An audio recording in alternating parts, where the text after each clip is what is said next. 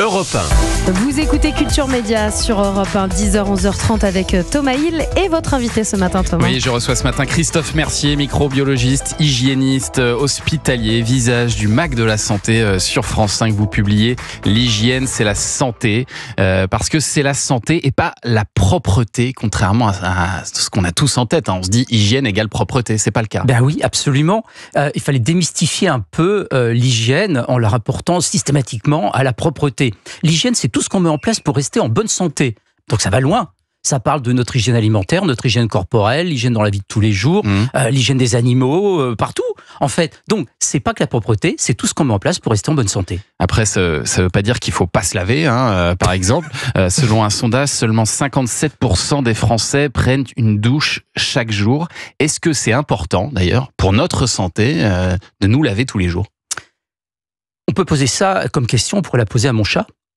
Est-ce que c'est important de se laver tous les jours, les animaux, ils prennent pas de douche, mais ils sont propres. Ouais. Ils ont toujours un rituel. Tous les animaux ont un rituel de propreté. C'est-à-dire que c'est instinctif dans la nature. Les humains, on n'a pas ce rituel instinctif de propreté. C'est-à-dire qu'on l'apprend. Mais en fait, c'est hyper important. Maintenant, il y a un moment.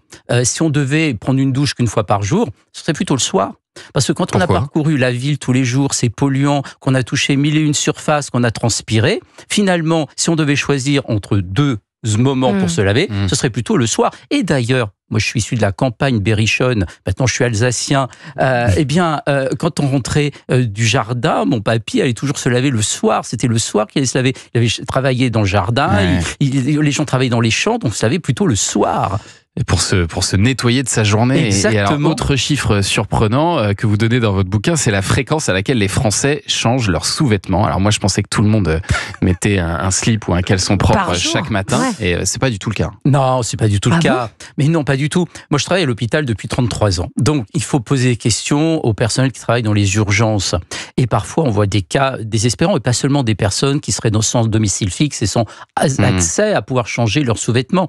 Et franchement, on a des grosses surprises et régulièrement les soignants me disent en fait, on peut dire que franchement, les hommes, s'ils changent de sous-vêtements une fois par semaine, pour certains, c'est bien vraiment le maximum, et les femmes, tous les 2 jours. Mais on voit des gens arriver en service de chirurgie. Je te donne aussi cet exemple. On voit des personnes arriver en chirurgie programmée, donc ils savent qu'ils vont rester 4 jours à l'hôpital ou 5 jours à l'hôpital.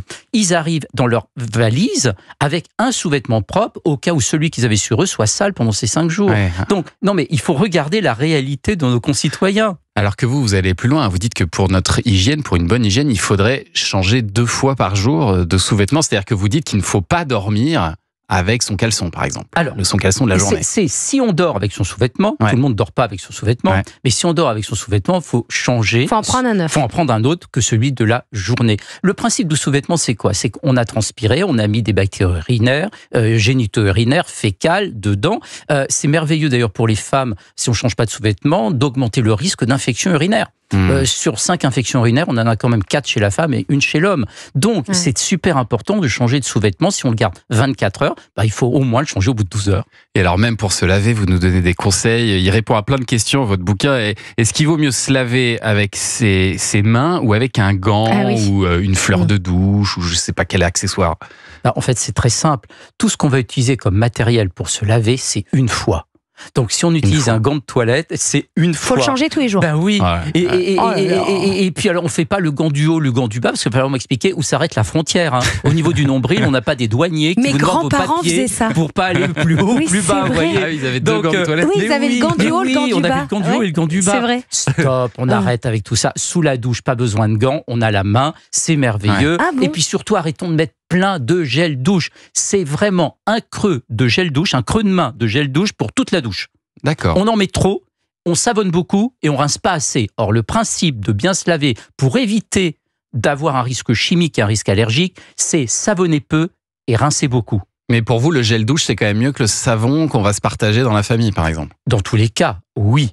Mais on peut aussi avoir chacun son pain de savon pour aller prendre sa douche. C'est tout à fait possible. Mais c'est vraiment un problème en famille de se partager un savon ?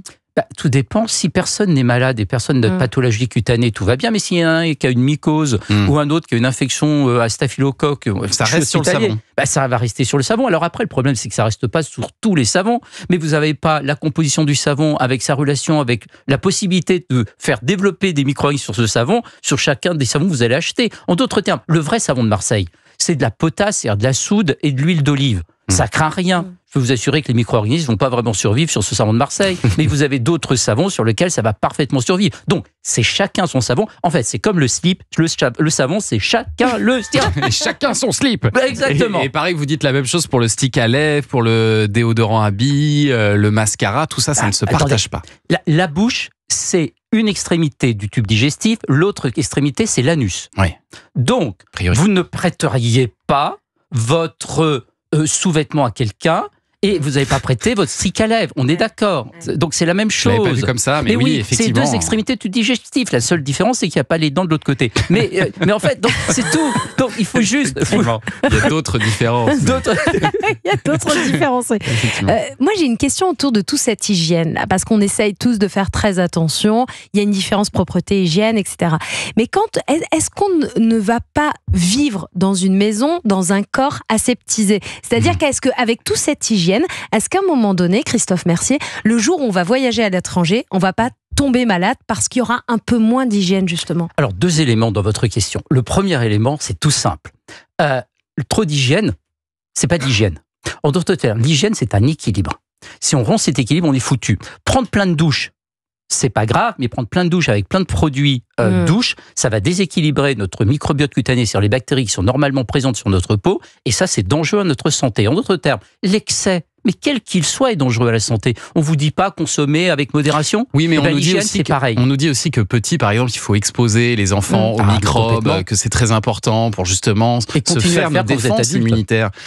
Donc là, est-ce que là, vous nous poussiez pas finalement une forme d'hygiénisme où du coup, on sera plus exposé aux microbes? Pas du tout, parce qu'avant d'arriver à un excès, il faudrait déjà arriver à l'équilibre. Sauf que pour beaucoup d'entre nous, on est loin d'être l'équilibre. Ouais. Donc il va falloir remonter le niveau. Quand on sait, à la fois, on parlait de sous-vêtements tout à l'heure, mais la vente des brosses à dents, des dentifrices et tous les produits d'hygiène en France, on n'est quand même pas à l'équilibre. Donc il va falloir remonter. Quant à aller à l'étranger, être à l'étranger, c'est pas qu'on est malade parce qu'on a trop d'hygiène chez nous et pas assez à l'étranger, c'est parce qu'on veut vivre à l'étranger comme on vit chez nous. On veut boire l'eau du robinet dans un pays où l'eau n'est pas potable, on veut manger des choses que les gens du cru ne mangent pas. Moi, j'ai voyagé dans beaucoup de pays, j'ai fait le tour du monde, notamment pour mon métier, et je peux vous assurer que quand vous allez au Sénégal, il y a des choses que vous n'allez pas manger et que les Sénégalais eux-mêmes ne mangent pas. Eux, ils savent comment se protéger. Mais nous, on veut vivre comme chez nous, on veut être dans des hôtels en retrouvant les mêmes facilités que chez nous. Et évidemment, c'est pas les mêmes conditions d'hygiène, c'est pas le même accès à l'eau. Donc, vivons dans chaque pays comme les gens vivent, apprenons des personnes qui sont là, et ça permettra peut-être d'éviter d'être malade. Et il y a un geste évident qu'on ne fait pas suffisamment, en tout cas pas suffisamment à votre goût, c'est de se laver les mains. Geste tout simple, mais en plus qu'on le fait en général très mal. Pasteur, 1863, fait un discours à la Sorbonne pour parler des micro-organismes en disant les maladies, c'est pas une génération spontanée, c'est pas spontané, ce sont des micro-organismes qui se transmettent par les mains notamment. D'ailleurs, Pasteur ne serrait les mains de personne. Il avait toujours les mains derrière le dos, on disait que c'est un homme très froid parce qu'il ne serrait pas la main. Vous m'avez serré la main ce matin. Oui, c'est vrai. Mais sauf qu'après, je me suis pas mis au visage et que discrètement, je me suis mis de la solution hydroalcoolique sur la main. Ah oui, quand même. Ça, vous l'avez pas vu. Donc, vous avez toujours de la solution hydroalcoolique sur vous? Dans mon sac, dans ma poche, j'ai toujours de la solution hydroalcoolique. Ça et des mouchoirs en papier. C'est le b.a.-ba, parce que le nombre d'endroits où vous pouvez vous laver les mains, vous n'avez pas de quoi les essuyer, où vous avez des sèche-mains à l'air chaud, c'est une catastrophe. Et vous aviez ça, pardonnez-moi, je vous coupe dans votre démonstration sur Pasteur, mais vous aviez ça avant le Covid, où ce petit flacon de gel hydroalcoolique, c'est venu avec le Covid, parce qu'on n'en voyait pas avant. Et ça doit faire 20 ans que j'ai des solutions hydroalcooliques. En fait, le Covid, il a remis l'hygiène au cœur de nos préoccupations, pas toujours bien expliqué, faut le dire, parce que tout le monde y est allé un peu de son discours, et chacun le savait mieux que l'autre. Ce qui est sûr, c'est que les hygiénistes à l'hôpital ont été aux premières loges pour éviter la propagation du Covid dans les hôpitaux. L'hygiène des mains, c'est le b.a.-ba. C'est le b.a.-ba et c'est universel. C'est de l'hygiène universelle, ce qu'on appelle les précautions standards universelles en matière d'hygiène. Si on avait une excellente hygiène des mains, je peux vous assurer que 90% des gastro-entérites dans notre pays, notre hivernal, seraient évités. Si on se lavait correctement les mains, eh bien, on aurait beaucoup moins de pathologies respiratoires chez les enfants. Donc, il faut savoir que le lavage des mains, c'est le b.a.-ba. Pasteur l'a dit en 1863. On a eu une éducation pasteurienne jusqu'à après la Deuxième Guerre mondiale. Et puis, progressivement, tout ça s'est étiolé jusqu'à aujourd'hui. J'espère bien remettre le lavage des mains au cœur de nos préoccupations parce que je suis un vrai pasteurien et parce qu'aujourd'hui, il est temps qu'on reparte de l'hygiène positivement et avec joie. On se lave les mains et on se coupe les ongles, parce que ça aussi, vous dites attention aux ongles longs, terrible, ce sont des nids à microbes. Ça fait partie de tous les conseils qu'on retrouve dans ce livre. L'hygiène, c'est la santé, disponible aux éditions HarperCollins. On va continuer à parler de ce livre passionnant. Christophe, merci. On a encore beaucoup de questions pour vous dans un instant.